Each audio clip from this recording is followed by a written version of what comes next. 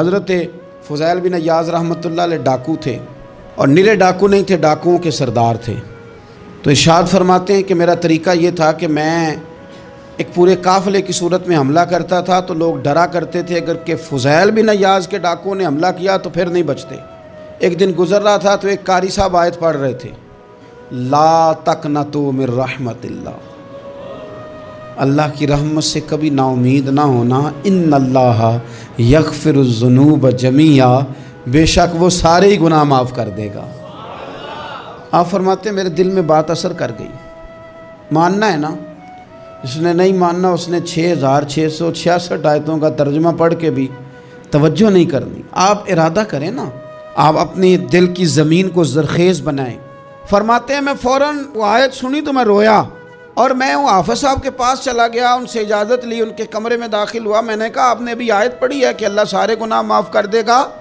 تو جس بندے نے کئی سال ڈاکے ڈالے ہوں، بیٹیاں روتی رہتی ہوں پر وہ مال لے کے آ گیا ہو، مائیں واسطے دیتی رہتی ہوں پر وہ لوٹ کے نکل آیا ہو، اب جی اگر وہ بندہ بھی سچے دل سے توبہ کرے تو اللہ معاف کر دیتا ہے۔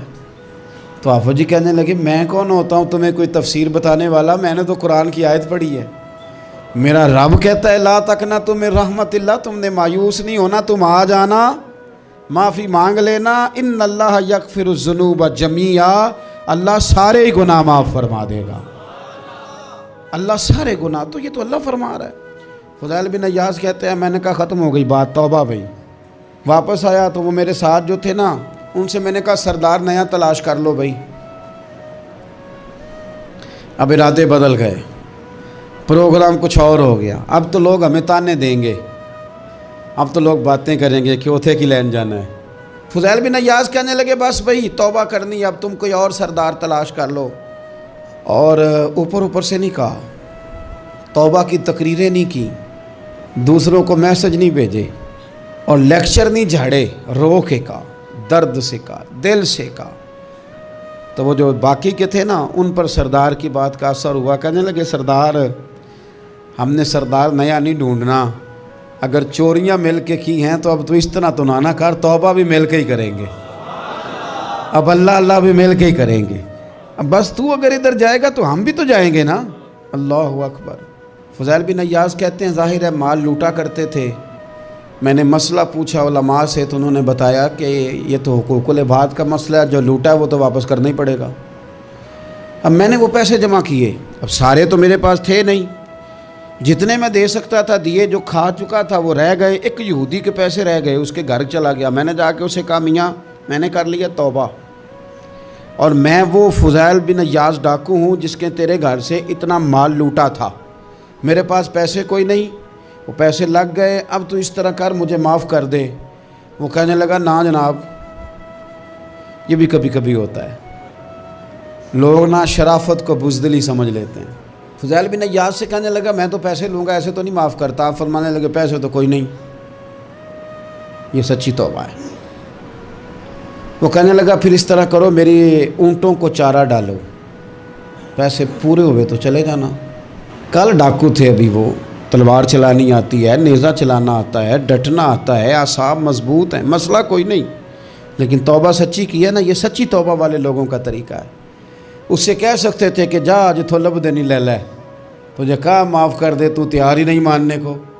حضرت فضیل بن عیاض کہنے لگے اگر اونٹوں کو چارہ ڈالنے سے تو معافی دیتا ہے نا تو میں تیرے اونٹوں کو چارہ ڈالنے کو بھی تیار ہوں، کیونکہ راضی اللہ کو کرنا ہے، اپنے ضمیر سے بوجھ اتارنا ہے، بندوں کے سامنے سرخرو نہیں ہونا، اللہ کے حضور ہونا ہے۔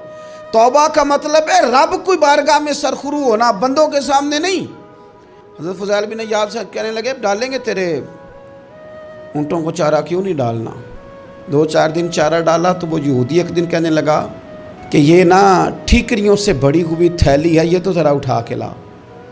حضرت فضیل بن عیاض نے اٹھا کے اسے دی، جب اس نے کھولی تو اشرفیوں کی بھری ہوئی تھی۔ تو آپ فرمانے لگے تو کہہ رہا تھا ٹھیکریاں اٹھا کے لا۔ کہنے لگا میں تورات بڑی پڑھتا ہوں، عالم ہوں، میں نے تورات میں پڑھا تھا کہ مسلمان جب سچی توبہ کر لیں گے نا تو رب ٹھیکریوں کو بھی سونا بنا دیا کرے گا، پھر یہ مٹی کے ڈھیلے اشرفیاں بنا کریں گے، تو میں نا تیری توبہ چیک کر رہا تھا, یہ اس میں میں نے روڑے بڑے ہوئے تھے, لیکن تو اٹھا کے لایا تو تیری توبہ بھی سچی ہے اور تمہارا دین بھی سچا ہے. اب اس طرح کر, معافی اس شرط پہ دوں گا کہ مجھے کلمہ پڑھا تاکہ میں بھی مسلمان ہو جاؤں. بادشاہ ہونے کے باوجود دشمنوں کے قابو میں آ گیا. کس طرح؟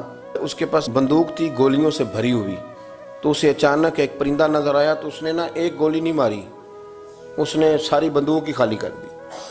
اتنی گولیاں برسائیں, اتنی گولیاں برسائیں.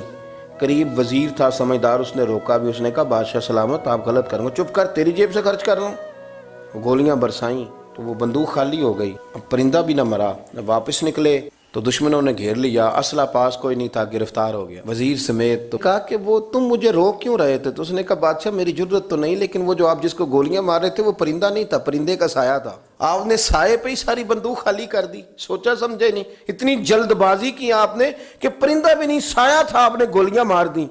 اور حال یہ ہے کہ اب ہم گرفتار ہو گئے.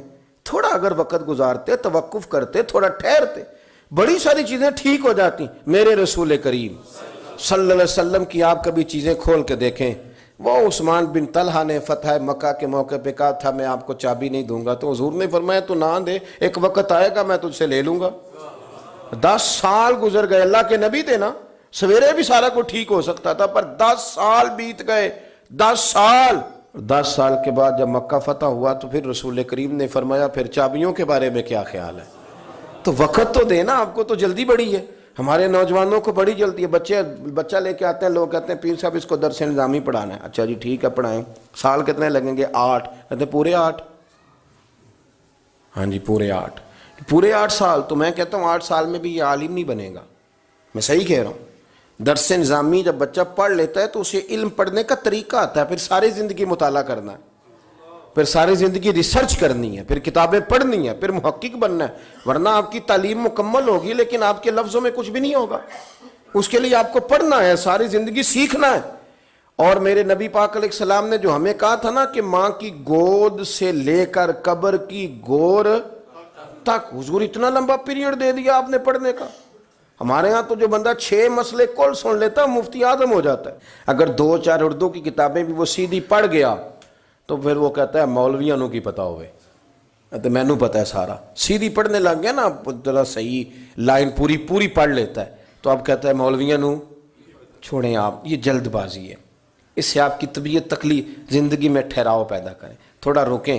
اور میرے ابا جی کہا کرتے تھے پتر وٹا بھی کدھر پیار روے صحیح پارا ہو ہی جاندہ ہے, لیکن اگر وہ کھڑا نہ ہو, کبھی ادھر بھاگے تو پھر تو جو ساتھ وزن ہوتا ہے وہ بھی اتر جاتا ہے. جلد بازی نہیں کریں, بھاگے نہیں. کبھی بھی آپ بغیر اطمینان کے اپنی زندگی نہ گزاریں, سکون میں رہیں. آپ اس دین کے ماننے والے ہیں جو بڑا ہی میٹھا ہے, جو بڑا ٹھنڈا ہے, جس کے اندر راحت ہے, جس کے اندر سکون ہے, جس کے اندر خوبصورتی ہے. امام مالک رحمۃ اللہ تعالی علیہ بڑے خوبصورت آدمی تھے, تو دور دراز سے لوگ ان سے ملنے آتے تھے. دور دراز سے جو لوگ ملنے آتے تھے تو ایک درویش ان کی خدمت میں حاضر ہوا کرتے تھے, شیخ یحییٰ ان کا نام ہے. تو وہ فرماتے تھے کہ ہر بندہ سوال پوچھتا تھا تو میں چپ کر کے بیٹھ جاتا تھا. مجھے کسی نے کہا کہ آپ کیوں نہیں کوئی بات پوچھتے؟ تو میں نے کہا مجھے مزہ لینا ہے اپنے شیخ کا. کہا وہ کس طرح؟ کہنے لگے دیکھنا وہ خود پوچھیں گے کیسے آئے ہو, کہاں سے آئے ہو, کوئی بات تو نہیں کرنی. تو کہتے ہیں یہ تو مزہ تب آئے گا نا جب چپ کر کے بیٹھیں گے. کیا کہا تھا کسی نے؟ چپ کر سیں تے موتی مل سن, تے ذکر کریں تے تجھے پاگلا مانگو رولا پاویں, نہ موتی نہ ہیرے. تو ہم تو شور سے چیزوں کو جیتنا چاہتے ہیں, تو شور سے چیزیں جیتی جا سکتی. جتنی طلاقیں ہوتی ہیں جلد بازی کی وجہ سے ہوتی ہیں. اگر تھوڑا اطمینان ہو جائے, تھوڑا سوچیں, تھوڑا پرکھیں, آزمائش میں نہ پڑیں. قتل کیوں ہوتا ہے؟ غصہ بڑا تھا, میں نے اپنے ہاتھوں سے سزا دینی تھی, میں نے یہ انتظار ہی نہیں کیا کہ رب بھی تو سزائیں دیتا ہے نا, قیامت کو بھی تو عدالت لگنی ہے نا.